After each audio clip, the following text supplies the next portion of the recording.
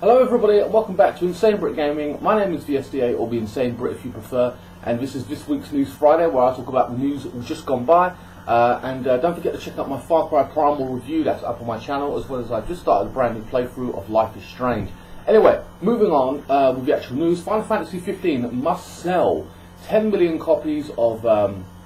it's a Final Fantasy 15 must sell 10 million copies to recoup their losses of what they paid out to make the game in Square Enix. This is the company that estimated that they would sell or make $500 million, yes, $500 million from, I cannot remember what one of the games were, but there was Hitman, Absolution, and Tomb Raider.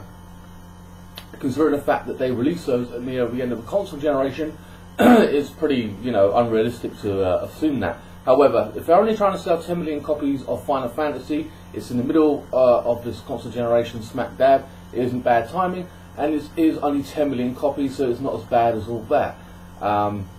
Having said that, Final Fantasy 7 is the only Final Fantasy to have sold anywhere near that kind of copies of it. But considering the fact that this console generation is a little bit slow and stuff like that, there's not a lot of major stuff out. There is slowly but surely seeping out due to things being delayed. But I think it's probably more realistic than actually, making just selling 10 million copies. I don't know how much they've spent on production of it, but whatever. Bioshock Collection is coming. I reported this a few months ago, and it's coming to the PS4, containing all 3 games. I played the last one, which I absolutely loved. I just dived right in. It was like a separate story kind of scenario, so you're not going to get too confused. Personally, I don't think I'm going to be picking it up though either way. I just don't feel like going back, and I'm sick and tired of these collections of past games. I'm getting tired of it, to be honest with you. I keep spending money out for previous games I've already played. Fuck it. Uncharted 4's ending will be decisive, says the director, saying that people will be talking about the ending a lot, which is intriguing, but this is the most interesting part. He says that he would rather people hate it than be indifferent to it. So, now I can only think or speculate on 2 things there. Either he dies, or something or other, again my theory, and people are pissed off and upset and it's annoying and blah blah blah, but I can't see any major company really doing that. Or I can see them doing something somewhat controversial where he basically disappears or something or other, and people are speculating what happened to him, and that's why people are talking about it. Or when they say indifferent, maybe it's just generic, where the same thing happens again, where he don't make any money, he doesn't profit from anything, and he's left with nothing, standing in the dirt again, and it's just that same kind of ending where nothing really comes to a conclusion, and that's being indifferent, where you just don't really care about it. I don't know. I'm interested in playing it anyway, regardless. I loved all the past 3 games or whatever, so this one, after being delayed, is going to be kind of exciting.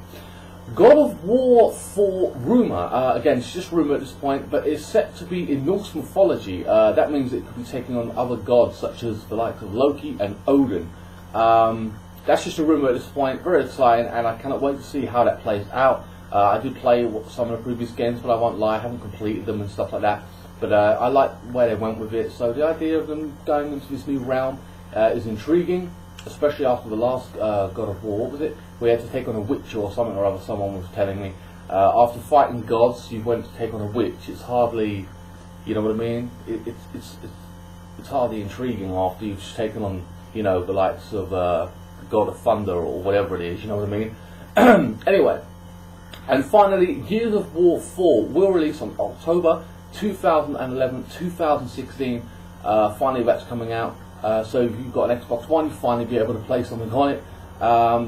Which I think Phoenix Sun is being the lead role in that game. I don't know, a new company took it over, so I'll be very happy to see what that's all about, in terms of playing it. Unfortunately, I haven't got an Xbox One, but whatever. I love the Gears of War franchise, and I'm happy it's continuing.